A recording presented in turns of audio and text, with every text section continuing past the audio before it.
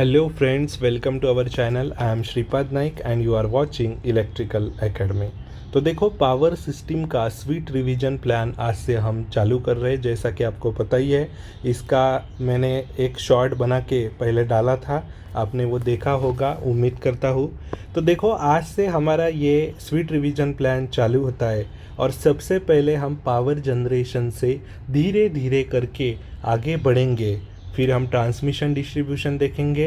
Power system protection तो हमारा पहले से हुआ ही है, अगर आपने वो नहीं देखा है तो आप उसका देख सकते हैं, उसका लिंक मैं डिस्क्रिप्शन में डाल देता हूँ। पावर सिस्टम प्रोटेक्शन हमारा कंप्लीट हो गया है। बाकी का जो भी टॉपिक्स है वो हम डिस्कस करने वाले हैं, वन बाय वन करके हम जाएंगे, धीरे धीरे से जाएंगे, क्योंकि देखो सबको कंसिडर करके ये कोर्स अभी डिज़ाइन किया गया है। इसमें आपका सब AE-JEE एग्ज़ाम जो दे रहे हैं, जिन लोगों ने फॉर्म भरा है, फॉर्म फिलअप किया है या फिर फिलअप करने वाले हैं, उनके लिए है, एप्लीकेबल है। इंजीनियरिंग एकेडमिक्स में जो लोग स्टडी कर रहे हैं सेमेस्टर एग्ज़ाम्स में, उनके लिए भी एप्लीकेबल है। तो सबके लिए ये वीडियो एप्लीकेबल रहेगी। तो वन बाय वन हम धीरे धीरे करके आगे जाएंगे। तो आज जो हम डिस्कस करेंगे, इसमें हमें डिस्कस करना है thermal power plant and important MCQs। ठीक है, तो थर्मल पावर प्लांट से हम आगे जाएंगे। ये कोर्स अपने दोस्तों के साथ भी आप शेयर करो, ठीक है। तो सबसे पहले हम डिस्कस कर रहे हैं base load and peak load plants आपका क्या होता है। इसका कंसेप्ट थोड़ा मैं आपको क्लियर कर देता हूँ और फिर धीरे धीरे करके हम आगे जाएंगे। तो देखो, बेस लोड प्लांट की अगर मैं बात करूँ तो ऐसा प्लांट जो 24 आवर्स आपका रनिंग रहेगा, मतलब इर्रिस्पेक्टिव ऑफ कि वो कितना लोड सप्लाई कर रहा है। अगर कोई मान लो मेरे पास एक जनरेटिंग प्लांट है, मेरा एक जीवन नाम का एक प्लांट है और दूसरा मेरा G2 नाम का एक प्लांट है। ये दोनों प्लांट मान लो 24 आवर्स पूरा रन कर रहे हैं। सपोज़ ये 25 मेगावाट सप्लाई कर रहा है और ये सिर्फ 20 मेगावाट सप्लाई कर रहा है, लेकिन दोनों भी आपका 24 आवर्स रन कर रहा है। इरिस्पेक्टिव ऑफ ये आपका मतलब अकॉर्डिंग टू आपका जो कॉस्ट होता है, एनर्जी कॉस्ट, वो सप्लाई करेगा, बराबर। ग्रिड में सप्लाई करते हैं सब प्लांट्स, लेकिन 24 आवर्स रनिंग रहेंगे, ठीक है, चाहे कोई भी हो जाए। तो बेस लोड प्लांट का ये मतलब है। पीक लोड प्लांट का क्या मतलब है? पीक लोड प्लांट मतलब जहाँ कंज्यूमर्स की डिमांड बढ़ेगी, मतलब पीक डिमांड आएगी, या फिर हम बोल सकते हैं मैक्सिमम डिमांड आएगी। तो इन दैट केस ये प्लांट हम रन करेंगे, और जैसे ही हमारी डिमांड कम हो जाएंगी तो हमारा बेस लोड प्लांट तो हमारे पिक्चर में है ही, ये तो सप्लाई कर ही रहा है, ठीक है। तो पीक लोड प्लांट हम कब रन करेंगे? जब हमारी मैक्सिमम डिमांड कंडीशन आएगी कि अभी बेस लोड से हमारा पूरा एनर्जी का डिमांड मीट नहीं हो रहा है, तो हम हमारा ये जो पीक लोड प्लांट है ये चालू करेंगे। तो बेस लोड प्लांट के कैटेगरी में कौन कौन से आपके प्लांट आएंगे, उसका हम पहले डिस्कशन करते हैं, ठीक है। तो बेस लोड प्लांट में आपका हाइड्रो हो गया, ठीक है, थर्मल पावर प्लांट हो गया, ये सब हमारे बेस लोड प्लांट है, ये कंटिन्यू रन होते रहेंगे। न्यूक्लियर पावर प्लांट रहेगा, ठीक है। और हम क्या बोल सकते हैं, हमारा run of river plant without pondage रहेगा। Run of river plant without pondage मतलब कोई उसका पॉन्ड नहीं है, पॉन्ड में वाटर स्टोर्ड होता है और वो स्टोर्ड वाटर हम यूटिलाइज करते हैं, उसको हम पॉन्ड बोलते हैं, ठीक है। तो run of river plant without pondage, जहाँ पे पॉन्डेज नहीं है, डायरेक्टली हमारा वाटर आ रहा है और हम उसको यूटिलाइज कर रहे हैं to convert into electrical energy, ठीक है। तो ये हमारा मतलब है बेस लोड प्लांट का। लेकिन पीक लोड प्लांट की अगर मैं बात करूँ तो पीक लोड प्लांट में क्या क्या आएगा, उसमें आपका डीजल पावर प्लांट आएगा सबसे पहले। ये स्टैंड बाय प्लांट भी हम इसको बोलते हैं। स्टैंड बाय आपका ये रहता है, स्टैंड बाय जब आपको एनर्जी लगती है तो हम डीजल पावर प्लांट का यूज़ करते हैं, लेकिन ये एक पीक लोड पावर प्लांट है, आप हमेशा ध्यान में रखो। और आएगा आपका pump storage plant. Pump storage plant मतलब ये आपका वाटर जो पॉन्ड में स्टोर हुआ है, वो वाटर यूटिलाइज करके, मतलब जब पीक पीरियड आएगा तो वो वाटर यूटिलाइज करके पंप से वो वाटर ऊपर चढ़ाया जाएगा और फिर वो आपका जो आपका हाइड्रो पावर प्लांट में जो हमारे गेट्स रहते हैं उस गेट से वो वाटर पेनस्टॉक से नीचे आएगा टरबाइन की तरफ और हमारा एनर्जी वहाँ पे प्रोड्यूस करेगा। तो ये पीक लोड प्लांट है, सिर्फ ये कुछ देर के लिए रहेगा जब हमारा मैक्सिमम एनर्जी की डिमांड रहेगी तब, बराबर। सोलर प्लांट का भी वैसा ही है, सोलर प्लांट भी हमारा पीक पीरियड में ही हम यूज़ करेंगे, बराबर। और बाद में आपका जियोथर्मल प्लांट भी हम बोल सकते हैं, ये भी एक इम्पॉर्टेंट एग्जांपल रहेगा पीक लोड प्लांट का, ठीक है। तो जियोथर्मल प्लांट हो गया, सोलर प्लांट हो गया, पंप स्टोरेज प्लांट हो गया, डीजल पावर प्लांट हो गया, ये सारे पीक लोड के एग्जांपल है। अभी इम्पॉर्टेंट डिस्कशन आज हम थर्मल पावर स्टेशन का करने जा रहे हैं। तो उसके लिए ये बेसिक आपका डायग्राम आपको अच्छे से अगर मालूम रहेगा तो इसमें से कम 50 से 60 क्वेश्चंस फ्रेम किए जा सकते हैं। अगर अच्छे से पता रहेगा ये डायग्राम आपको, तो आपको किधर भी दिक्कत नहीं आएगी। तो सबसे पहले 1 बाय 1 हम डिस्कस करते हैं। तो सबसे पहले डिस्कशन होगा हमारा इस पार्ट का, ये जो पहला पार्ट है ना, इसका हम सबसे पहले डिस्कशन कर लेते हैं। ये हमारा है cold storage, coal handling plant, ash storage and ash handling plant. तो इसमें आपका ये जो है ये पूरा का पूरा इसको हम बोलेंगे कोल हैंडलिंग यूनिट। ये पूरा कोल हैंडलिंग यूनिट है।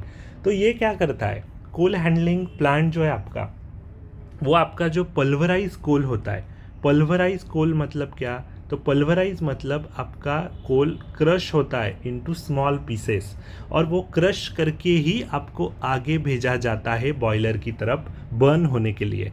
तो क्रश करने की ज़रूरत क्या है, तो क्रश करना है क्योंकि आपका सरफेस एरिया उससे इंक्रीज़ होगा और सरफेस एरिया आपका अगर इंक्रीज़ होगा तो जलाने में, मतलब कोल को हमें जलाना है तो उसमें आसानी होगी हमें, और without using large quantity of excess air हमें कोल हम जला सकते हैं। इसीलिए हमको बहुत फ़ायदा मिलेगा अगर हम कोल पल्वराइज करते हैं इनटू स्मॉल पीसेस, ठीक है।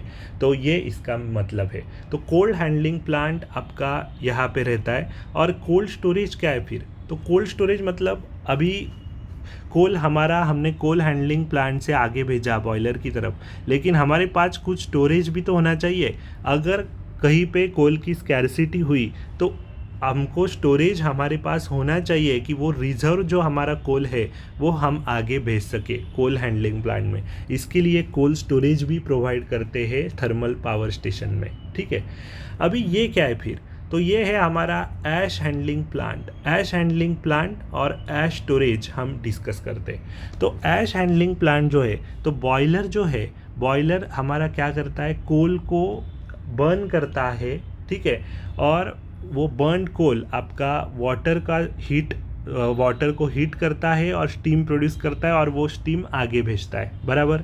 लेकिन अभी कोल हमारा बर्न हो रहा है तो उसका जो ऐश फॉर्मेशन होगा वो ऐश हमारा कलेक्ट कौन करेगा, ये ऐश हैंडलिंग प्लांट करेगा। तो ऐश हैंडलिंग प्लांट में वो ऐश जाएगा और वो जाएगा फिर ऐश स्टोरेज में। तो ये ऐश स्टोरेज पूरा जो ऐश है उसको कलेक्ट करेगा और यहाँ पे ऐश हैंडलिंग प्लांट जो यूनिट है, ऐश हैंडलिंग प्लांट और ऐश स्टोरेज, इसके लिए इम्पॉर्टेंट क्वेश्चन फ्रेम किया जाता है जो हमारा होता है इलेक्ट्रोस्टैटिक प्रेसिपिटेटर क्या है। इलेक्ट्रोस्टैटिक प्रेसिपिटेटर उसको हम बोलते हैं ESP, इलेक्ट्रोस्टैटिक प्रेसिपिटेटर ESP। तो ये क्या है, ये इम्पॉर्टेंट आपको पता होना चाहिए। तो ESP क्या करता है, आपका जो फ्लू गैसेस रहता है, फ्लू गैसेस, ठीक है। तो फ्लू गैसेस आपका मिक्स होता है, बराबर। हमारा जर्नी पास होता है फ्लू गैसेस का सुपर हीटर से। देखो ये फ्लू गैसेस इधर से आए और वो हमारा जर्नी पास कर रहा है फ्लू गैसेस का सुपर हीटर, फिर इकोनोमाइज़र, एयर प्री हीटर, ठीक है। यहाँ से हमारा जर्नी ऐसा पास होता रहता है। तो फाइनली जो हमारा एग्जॉस्ट हो रहे ये फ्लू गैसेस थ्रू चिमनी, यहाँ से वो फ्लू गैसेस एग्जॉस्ट हो रहे, बराबर। तो ये फ्लू गैसेस अगर हमारे एग्जॉस्ट हो रहे तो उसके जो डस्ट पार्टिकल्स रहेंगे वो डस्ट पार्टिकल रिमूव करना है हमें। तो डस्ट पार्टिकल रिमूव करना है और फ्लू गैसेस में आपका जो फ्लाई ऐश का जो कलेक्शन है, फ्लाई ऐश का कलेक्शन आपको करना है। तो उसके लिए आपको इलेक्ट्रोस्टैटिक प्रेसिपिटेटर की ज़रूरत पड़ेगी। ये किसके लिए है? फ्लाई ऐश कलेक्शन के लिए। फ्लू गैसेज जो हमारी पास हुई चिमनी की तरफ, उसमें हमारा जो फ्लाई ऐश का कलेक्शन हो रहा है, तो ये फ्लाई ऐश का कलेक्शन हमारा इलेक्ट्रोस्टैटिक प्रेसिपिटेटर करता है। ये फ्लाई ऐश हम किधर तो यूटिलाइज कर सके और पोल्यूशन भी हमारा कम हो सके। उसको हम बोलते हैं हमारा फैब्रिक बैग फिल्टर भी हम उसको बोलते हैं, फैब्रिक बैग फिल्टर। ठीक है, तो ये भी हम उसको बोल सकते हैं। तो ये हमारा कहाँ पे यूज़ होता है? इलेक्ट्रोस्टैटिक प्रेसिपिटेटर में। जो हमारा फ्लाई ऐश हम कलेक्ट कर रहे हैं, फ्लाई ऐश कलेक्शन, वो हम किसके लिए कर रहे हैं? तो इसका भी फ़ायदा हम लेते हैं। ये जो फ्लाई ऐश है वो थर्मल पावर प्लांट क्या करता है? ये भेजता है for manufacturing of concrete. Concrete manufacturers को, फॉर मैन्युफैक्चरिंग ऑफ कंक्रीट्स, ये फ्लाई ऐश आगे भेजी जाती है कंक्रीट इंडस्ट्रीज़ में। तो ये ऐश भी हमारा बेचा जाता है। मतलब देखो, थर्मल पावर स्टेशन का ऑलरेडी इफ़िशियंसी बहुत कम रहता है, तो इफ़िशियंसी बहुत कम है तो किधर ना किधर तो आपको फ़ायदे उठाने ही है। तो कम से कम चीज़ों का फ़ायदा ये थर्मल पावर प्लांट, मतलब एकदम जो भी हमारा रहेगा, मतलब ऐसा नहीं है कि पूरा यूनिट हमको चलाना है तो हमारा ऐसे ही चल रहा है। मतलब जो भी हमारी चीज़ें हैं, बारीक बारीक सी जो चीज़ें, उसकी तरफ ध्यान रखा जाता है। और कंक्रीट मैन्युफैक्चर के लिए ये फ्लाई ऐश भेज के उसका भी फ़ायदा थर्मल पावर स्टेशन उठाता है और पोल्यूशन भी बचाता है। तो ये इलेक्ट्रोस्टैटिक प्रेसिपिटेटर पे आपको इम्पॉर्टेंट क्वेश्चंस फ्रेम हो सकते, उसका डिस्कशन हमने इधर कर लिया। ठीक है, अभी हम आगे बढ़ते। अभी ये जो हमारा सेकंड है पूरा, ये यूनिट, सेकंड का जो यूनिट है आपका, ये यूनिट हम पहले अभी डिस्कस करते। देखो, ये जो पार्ट है सेकंड पार्ट, ये हम अभी डिस्कस कर रहे हैं। तो सेकंड पार्ट में आपका देखो, अभी ये मैं रफ कर देता हूँ आपके अंडरस्टैंडिंग के लिए। ठीक है,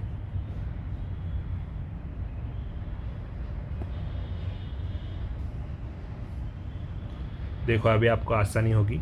ये देखो, हमारा कोल यहाँ पास हुआ बॉयलर को। अभी बॉयलर क्या करेगा? वाटर को कन्वर्ट करेगा स्टीम में at high temperature and pressure. High temperature and pressure में वो वाटर को स्टीम में कन्वर्ट करेगा, बराबर। तो अभी ये जो हमारे फ्लू गैसेस रहते हैं, ये फ्लू गैसेस जो है, ये फ्लू गैसेस कौन से है? जो हमारा वाटर हीट हुआ है, तो हीट होने के बाद हाई टेम्परेचर एंड प्रेशर पे वो हीट हो रहा है, और ये super heater high temperature and pressure वाली जो स्टीम है, इस वॉल के थ्रू इस टरबाइन पे बम्बार्ड कर रहा है, और टरबाइन वो स्टीम से क्या हो रहा है? रोटेट हो रहा है, और वो रोटेशन से हमारा अल्टरनेटर का रोटर रोटेट हो रहा है, और फिर हमारा इलेक्ट्रिकल एनर्जी पास हो रहा है बसबार को, बराबर। स्टीम एनर्जी हमारा इलेक्ट्रिकल एनर्जी में, बाद में मैकेनिकल में, पहले स्टीम एनर्जी मैकेनिकल में, स्टीम हमारा कन्वर्ट हो रहा है, और मैकेनिकल टू इलेक्ट्रिकल ये अल्टरनेटर हमारा कन्वर्ट कर रहा है। ये तो आपको पता ही है, बराबर, ये बेसिक आपको पता ही है। लेकिन हम वन बाय वन अभी डिस्कस कर रहे हैं। अभी ये सुपर हीटर का क्या काम है? फिर ये जो सुपर हीटर आपको इधर दिख रहा है, इसका हमारा काम क्या है? तो सुपर हीटर क्या कर रहा है? सुपर हीट करता है steam to remove the moisture. Moisture जो भी हमारा यहाँ पे आता है, सारे पार्टिकल्स, मॉइस्चर पार्टिकल्स रहेंगे प्लांट में, क्योंकि हमारा इतना हाई टेम्परेचर और प्रेशर में हम स्टीम जनरेट कर रहे हैं, तो हमारा मॉइस्चर कंटेंट आना वहाँ जायज़ है, बराबर। तो मॉइस्चर कंटेंट जो आ रहे हैं उनको रिमूव करने के लिए स्टीम को और ज़्यादा सुपर हीट करना है। तो वो सुपर हीट करने के लिए बॉयलर में से जो हमारे बचे कुचे गैसेस बाहर आए, फ्लू गैसेस हम उसको बोलते, ये लो प्रेशर स्टीम ही रहती है आपकी, it is nothing but low pressure steam. यहाँ ये स्टीम हम फिर से सर्कुलेट करते किसी डिवाइस पे, जिसको हम बोलते हैं सुपर हीटर। और ये सुपर हीटर क्या करता है? फिर सुपर हीट करता है स्टीम को to remove the moisture. It is अभी देखो इसका कैसा है, 600 डिग्री सेल्सियस तक ही हम उसको हीट कर सकते हैं, उसके आगे तक हम उसको नहीं लेके जा सकते। Up to approx 600 degree Celsius तक हम इसको हीट करते। तो सुपर हीटर ने क्या किया? मॉइस्चर रिमूव किया स्टीम में से, और वो फ्लू गैसेस और आगे पास किया इकोनोमाइज़र को। अभी इकोनोमाइज़र क्या है? Economiser is basically a feed water heater. Economiser क्या है? It is basically feed water heater. तो ये फीड वाटर हीटर मतलब क्या है? तो आपका वाटर जो है वो पहले से ही ये इकोनॉमाइज़र हीट करता है थोड़ा, और वो हीटेड वाटर जो है, heated water with the help of this flue gases हमारा वाटर हीट हो रहा है, और वो हीटेड वाटर हमारा फिर से पास किया है हमने बॉयलर को। तो फिर हो क्या रहा है, बॉयलर में हम जो कोयला जला रहे हैं उससे जो हमारा हीट प्रोड्यूस हो रहा है वो स्टीम में कन्वर्ट करता है वाटर को, लेकिन पहले से ही हमारा पानी अगर थोड़ा गर्म रहेगा तो यहाँ से हमारा कोयला हमारा कम जलेगा, बराबर। कोयला ज़्यादा जलाने की ज़रूरत नहीं रहेगी, पहले से ही वाटर अगर हीट करके इधर आ गया तो स्टीम में कन्वर्ट करने के लिए आसानी होगी। तो यहाँ पे अगेन हमारा इकोनॉमाइज़र का फ़ायदा क्या हो रहा है, 15 to 20% हमारा कोल यहाँ सेव हो रहा है अगर हमने इकोनॉमाइज़र यूज़ किया तो economiser is a feed water heater, और ये हमारा इंक्रीज़ करता है टेम्परेचर ऑफ फीड वाटर, और वो वाटर इधर सप्लाई करता है बॉयलर को, ठीक है। और 15 to 20% हमारा कोल का सेविंग यहाँ हो रहा है। बाद में ये फ्लू गैसेस जो बचे कुचे वो एयर प्री हीटर की तरफ भी आ रहे, मतलब फ्लू गैसेस का इम्पॉर्टेंट रोल है। ये जो लो प्रेशर स्टीम है तो फ्लू गैसेस उसका इम्पॉर्टेंट रोल है। ये जो स्टीम हमारी जहाँ पे सर्कुलेट हो रही है बाहर से, वो पहले सुपर हीटर को गई, उसने स्टीम को और ज़्यादा ये किया, मतलब सुपर हीट किया, मॉइस्चर रिमूव किया, उसका फ़ायदा टरबाइन को मिला। टरबाइन में जो ब्लेड्स रहते हैं वो करोड़ होते हैं अगर मॉइस्चर कंटेंट्स आगे पास किए गए तो मॉइस्चर कंटेंट यहाँ से हमने ब्लॉक कर दिया टरबाइन की तरफ जाने के लिए।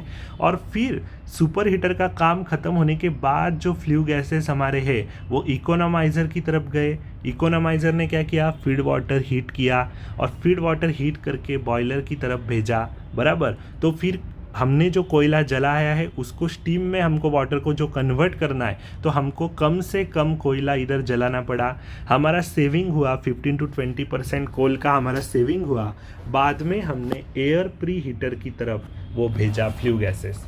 तो अभी एयर प्री हीटर की तरफ हमने फ्लू गैसेस भेजा, तो एयर प्री हीटर का इम्पॉर्टेंट रोल क्या है, तो ये जो एयर प्री हीटर आपको दिख रहा है ये हमारा इफ़िशियंसी बढ़ाता है इक्विपमेंट का, टेम्परेचर ऑफ एयर ये हमारा इंक्रीज़ करता है। तो यहाँ पे एयर आई कहाँ से, तो जायज़ सी बात है ये एयर आती है हमारी इंड्यूस्ड डॉट फैन से।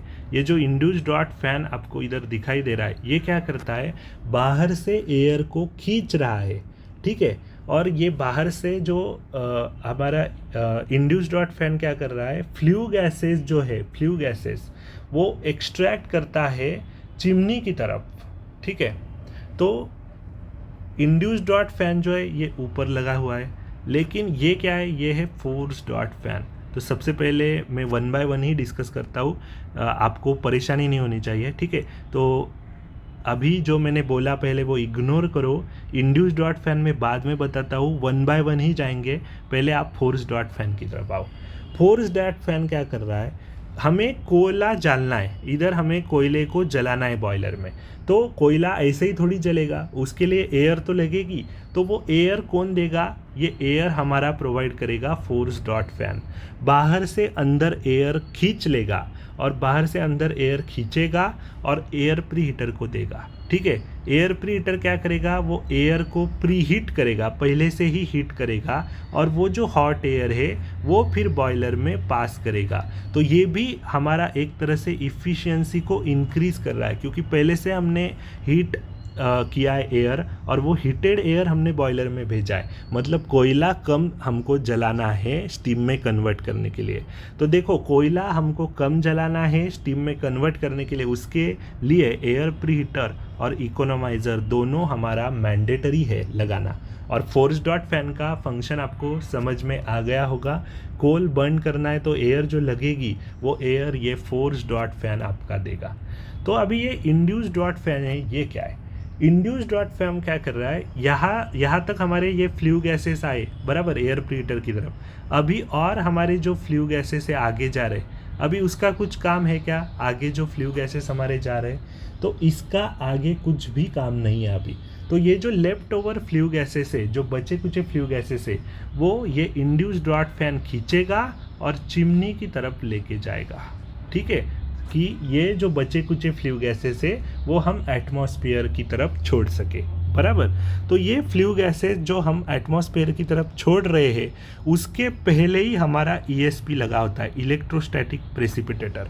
मतलब एटमॉस्फेयर हमको पोल्यूट नहीं कर रहा है, तो ऐश जो है हमारा ऐश वो कलेक्ट भी हमको करना है, और ऐश कलेक्ट करने के बाद जो बचे हुए फ्लू गैसेस है वो हमको चिमनी की तरफ छोड़ना है। तो इंड्यूस्ड डॉट फैन का फंक्शन आपको समझ में आया होगा। लेफ्ट ओवर जो भी फ्लू गैसेस रहेंगे वो खींच के चिमनी की तरफ वो एटमॉस्फेयर में छोड़ता है। ठीक है, अभी हम आगे जाते। ये टरबाइन का रोल तो आपको समझ में आ गया। टरबाइन हमको यहाँ पे रोटेट करनी है, तो हमने या उसके लिए तो हमने स्टीम प्रोड्यूस किया, बराबर। ये हमें रफ कर देता हूँ ये पार्ट। तो स्टीम हमने इसके लिए ही तो प्रोड्यूस किया। ये सब जो चल रहा था अभी तक वो किसके लिए चल रहा था? टरबाइन के लिए। अभी टरबाइन का हमारा जो एग्जॉस्ट स्टीम रहता है, अभी देखो टरबाइन हमारे दो तरह के होते हैं, एक हाई प्रेशर टरबाइन रहता है और एक लो प्रेशर टरबाइन रहता है। दो टरबाइन रहते हैं, एक नहीं रहता। ठीक है, यहाँ डायग्राम में आपको सिंप्लिसिटी के लिए यहाँ बताया गया है, लेकिन टरबाइन आपकी दो तरह की होती है। तो टरबाइन में आपका हाई प्रेशर और लो प्रेशर है। तो हाई प्रेशर टरबाइन जो रहता है उसका जो स्टीम एग्जॉस्ट है वो फिर से बम्बार्ड किया जाता है लो प्रेशर टरबाइन पे, और लो प्रेशर टरबाइन में बम्बार्ड करने के बाद वो स्टीम यूटिलाइज होती है टरबाइन को रोटेट करने के लिए, वो भी स्टीम यूटिलाइज होती है। बाद में जो एग्जॉस्ट स्टीम रहेगी वो आएगी आपकी कंडेंसर की तरफ। अभी ये जो एग्जॉस्ट स्टीम है, क्या हमको ये ऐसे ही छोड़ देनी है? नहीं, उस एग्जॉस्ट स्टीम को हमें फिर से यूटिलाइज करना है वाटर में कन्वर्ट करने के लिए। ठीक है, तो ये एग्जॉस्ट स्टीम हमारा हाई प्रेशर के बाद लो प्रेशर टरबाइन है। फिर लो प्रेशर से जो पावर एक्सट्रैक्ट हो रही है वो ये कंडेंसर की तरफ हमारा स्टीम आ रहा है, और ये सर्कुलेटिंग वाटर जो है यहाँ पे ये देखो सर्कुलेटिंग वाटर है, ये सर्कुलेटिंग वाटर कंडेंसर की तरफ आ रहा है। ये क्या कर रहा है? वो हीट को खींच रहा है, हीट को ले रहा है अपनी तरफ, और एग्जॉस्ट स्टीम को मतलब अपनी तरफ ले रहा है वो वाटर, और वो वाटर गर्म हो रहा है। मतलब यहाँ से हमने ठंडा पानी सर्कुलेट किया रिवर से, और अभी यहाँ से स्टीम ली, तो ये पानी अभी गर्म किया गया, और मतलब गर्म हो गया ऑटोमेटिकली, और ये गर्म पानी हमने कंडेंसर एक्सट्रैक्शन पंप से, फीड वाटर पंप से, फीड वाटर हीटर से आगे फिर से इकोनॉमाइज़र के पास चढ़ा दिया। मतलब इकोनॉमाइज़र को पानी गर्म करने में आसानी रहेगी अगर पहले से ही पानी हमारा गर्म रहेगा तो। ठीक है, तो कंडेंसर का काम आपको समझ में आ गया होगा। ये कंडेंस कर रहा है स्टीम को, और सर्कुलेटिंग वाटर ये टेकअप कर रहा है हीट को, एग्जॉस्ट स्टीम का जो हीट है उसको टेकअप करके पानी गर्म कर रहा है। ठीक है, और कूलिंग टावर क्या कर रहा है फिर? तो कूलिंग टावर हमारा, अगर हमारे पास रिवर का मतलब स्कैरसिटी है, मतलब पानी का हमारे पास स्कैरसिटी है, रिवर में पानी बहुत कम है, स्कैरसिटी है, तो उसके लिए ये जो हॉट वाटर है, ये हॉट वाटर जो कंडेंसर से पास हो रहा है उसको कोल्ड वाटर में हमारा कन्वर्ट करके वही पानी हमको रीयूज़ अगर करना है तो हमको कूलिंग टावर की उधर ज़रूरत पड़ेगी। तो इसके लिए कूलिंग टावर, कंडेंसर और बाकी सारा ID fan, FD fan, air preheater, economiser, super heater, boiler, flue gases क्या होती है, ठीक है, फीड वाटर हीटर क्या होता है, सब हमने डिस्कस कर लिया। टरबाइन, अल्टरनेटर, इलेक्ट्रिकल पार्ट जो है हमारा ऊपर का देखो आइसोलेटर है, सर्किट ब्रेकर है, फिर से आइसोलेटर है, और फिर बस बार की तरफ हमारा ग्रिड में हम एनर्जी सप्लाई कर रहे हैं। तो ये हमने पूरा डिस्कस कर लिया। Water treatment chamber, circulating water pump. ठीक है, अभी हम आगे बढ़ते। ठीक है, अच्छे से आपको ये समझ में आया होगा तो फिर आगे बढ़ने में कोई दिक्कत नहीं है। ठीक है, तो देखो ये इम्पॉर्टेंट पार्ट अभी आपको पता होना चाहिए कि कोल और उसका कैलोरीफिक वैल्यू। तो देखो आपका सबसे यहाँ पे सबसे जो ज़्यादा मॉइस्चर जिसमें है ऐसा वाला जो कोल है वो हमारा है पीट। सबसे पहले पीट आता है। ये पीट वाला जो कोल है ये हम ज़्यादा यूज़ नहीं करते क्योंकि उसमें ज़्यादा से ज़्यादा मॉइस्चर कंटेंट होता है, और उसका कैलोरीफिक वैल्यू आप ध्यान में रखो, पूछा जा सकता है 4000 किलो कैलोरी पर केजी, ये उसका कैलोरीफिक वैल्यू रहेगा। कार्बन कंटेंट अगर हमने देखा तो उसमें सबसे ज़्यादा सबसे कम कार्बन कंटेंट रहेगा पीट में। बाद में आपका आएगा लिग्नाइट। लिग्नाइट हमारा 5000 किलो कैलोरी पर केजी इसका कैलोरीफिक वैल्यू रहेगा लिग्नाइट का। बाद में आएगा बिट्यूमिनस। बिट्यूमिनस का 7600 किलो कैलोरी पर केजी। और बाद में एंथ्रासाइट आएगा 8500 किलो कैलोरी पर केजी। तो ये जो कैलोरीफिक वैल्यू है ये आपके दिमाग में होना चाहिए, क्योंकि इम्पॉर्टेंट है। कैलोरीफिक वैल्यू पे डायरेक्ट क्वेश्चन, थ्योरेटिकल क्वेश्चन किसी भी कॉम्पिटिटिव एग्जाम में आपको पूछे जा सकते हैं, ठीक है। और पावर प्लांट के लिए हमारा जो कोल यूज़ होता है वो जनरली हम बिटुमिनस कोल का इस्तेमाल करते हैं, ठीक है। ये भी आपको अच्छे से पता होना चाहिए। अभी हम आगे बढ़ते। थर्मल इफ़िशियंसी क्या है? थर्मल इफ़िशियंसी मतलब heat equipment of mechanical energy transfer to turbine shaft to the heat of coal combustion. मतलब मैकेनिकल एनर्जी जो टरबाइन शाफ्ट को ट्रांसफ़र हम कर रहे हैं, किसके ज़रिए से? स्टीम के ज़रिए से।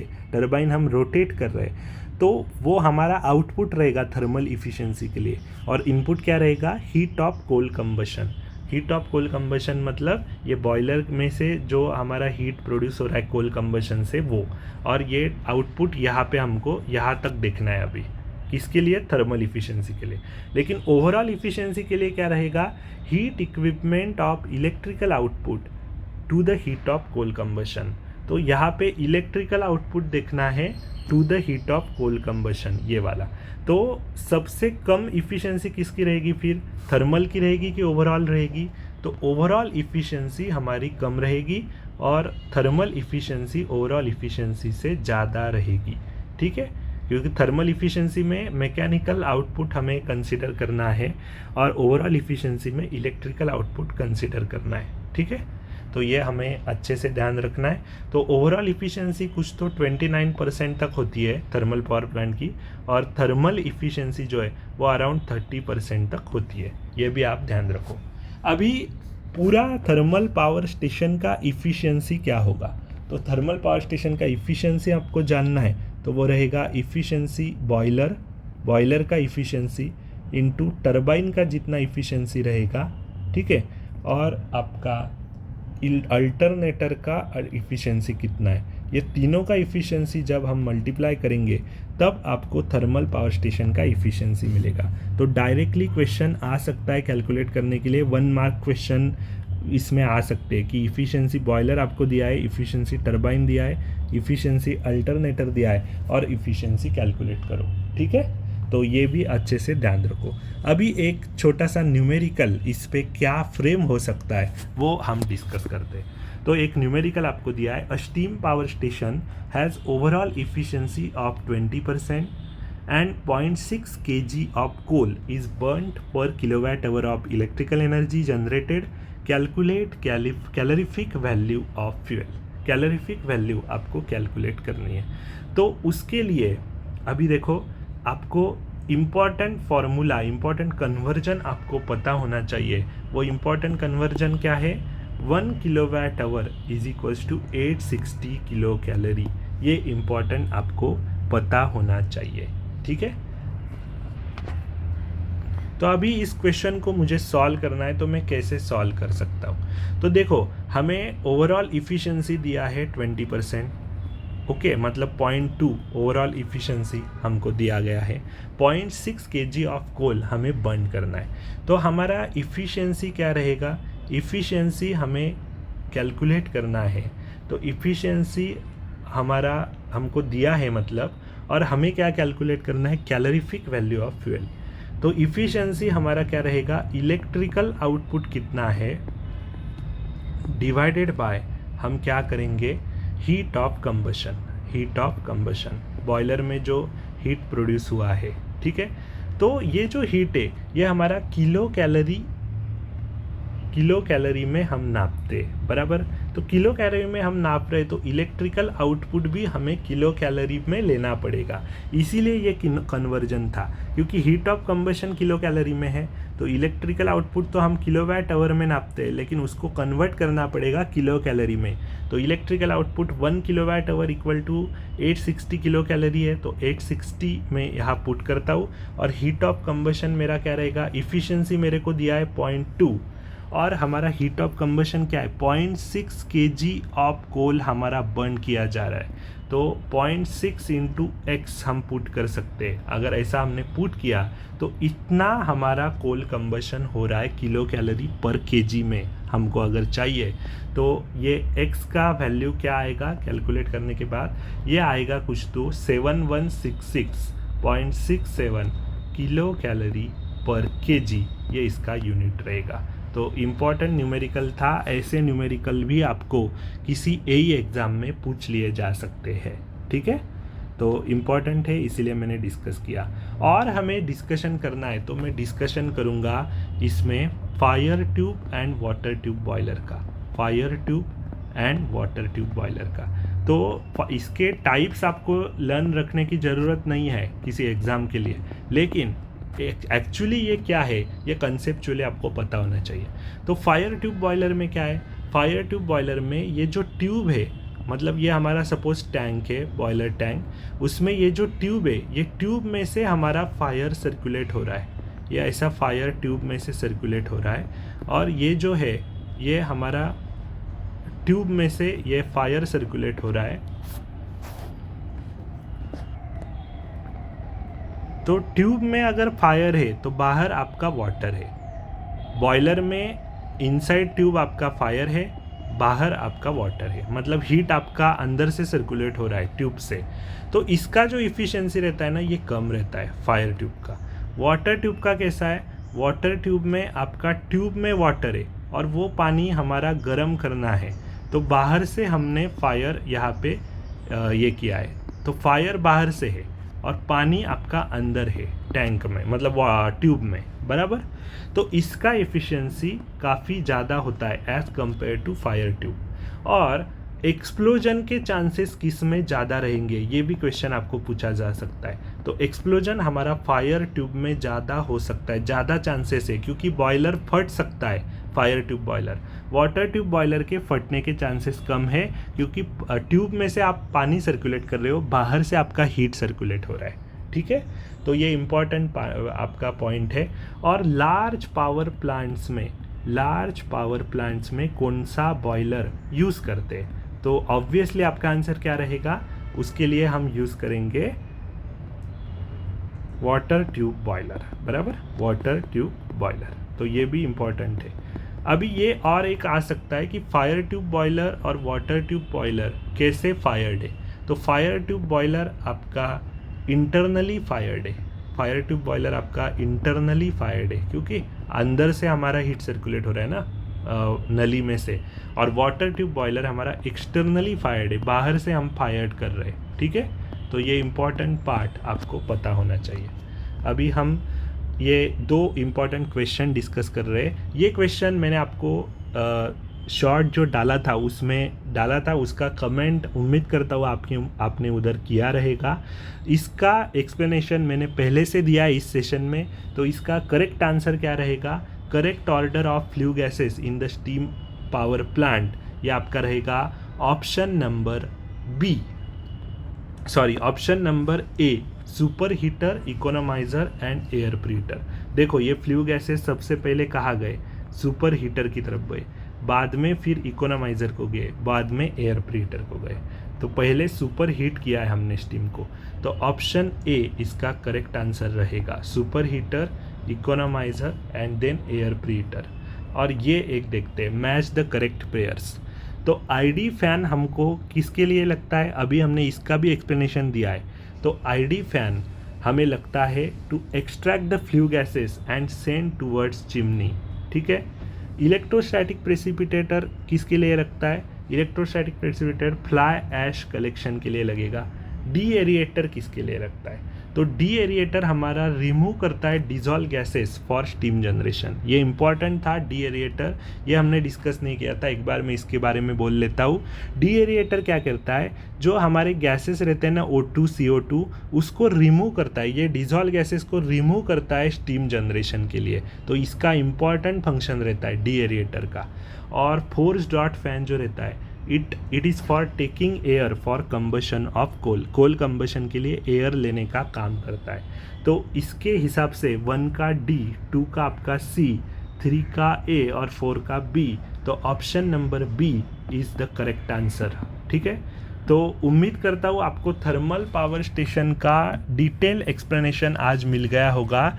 किस तरह से क्वेश्चन पूछे जाते हैं, कितने डेप्थ तक ये जा सकते हैं कॉम्पिटिटिव एग्जाम्स के लिए, ये आपको यहाँ से मालूम चला होगा। एक एक बारीक पॉइंट आपके लिए इम्पॉर्टेंट है। ठीक है, बहुत ही डिटेल में मैंने ये सेशन डिस्कस किया है।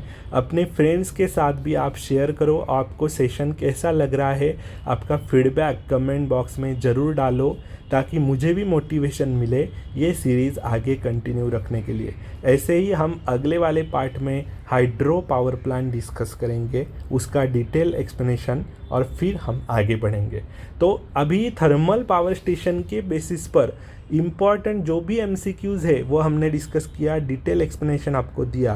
तो अभी इसका MCQ बुक्स जो भी आपके पास रहेंगे उसमें से आप MCQ सॉल्व करके देखो, आपके 95% MCQs यहाँ से ही आपको पूछे गए हैं जो भी मैंने एक्सप्लेन किया। तो वो MCQs आप अच्छे से सॉल्व करो, आपको अच्छे से आपका कॉन्फिडेंस उधर बूस्टअप होगा, और फिर हमारा अगला जो सीरीज़ आएगा वो देखो। तो ऐसे ही हमारा स्मार्ट रिवीजन, जो भी हमारा स्वीट रिवीजन यहाँ चल रहा है, वो ऐसे ही कंटिन्यू रखेंगे। ठीक है, डिटेल रिवीजन हो रहा है आपका एकदम। तो अच्छे से आप देखो सेशन, हर एक सेशन देखो, और कमेंट करो आपको सेशन कैसा लग रहा है, ताकि मुझे मोटिवेशन मिलेगा। ठीक है, बाकी अपने दोस्तों के साथ ये वीडियो शेयर करो। तो मिलते हैं अगले वाले एपिसोड में, तब तक के लिए goodbye and thank you very much.